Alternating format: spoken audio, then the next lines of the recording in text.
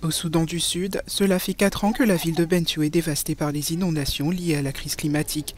Pour les femmes de cette ville au nord de l'Afrique de l'Est, l'hyacinthe d'eau, une mauvaise herbe abondante et riche en biomasse, est une nouvelle source de combustible durable et accessible. Les nombreuses inondations ont détruit la forêt qui était la source du charbon de bois que nous avions l'habitude d'utiliser. Le charbon de hyacinthe d'eau est aujourd'hui une bien meilleure option.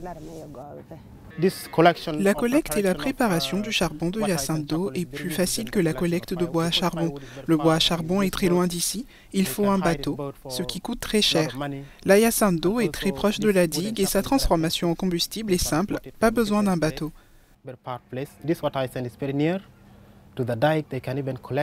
Les femmes utilisent des râteaux pour les ramasser, les mettent dans des sacs puis les laissent sécher pendant quelques jours.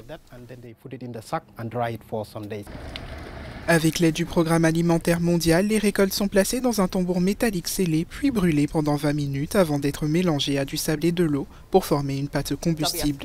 Le Programme alimentaire mondial a mis en place un projet au cours duquel nous utilisons cette mauvaise herbe pour fabriquer un type de combustible de cuisson afin de réduire la consommation de charbon de bois. Ce type de projet est absolument essentiel pour l'avenir car il aidera les familles à vivre dans de meilleures conditions malgré les inondations.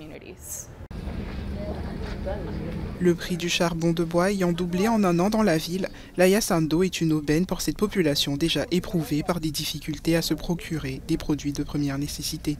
Environ 300 personnes, principalement des femmes, participent à la production des barquettes de charbon et encouragent leur adoption au sein de la communauté.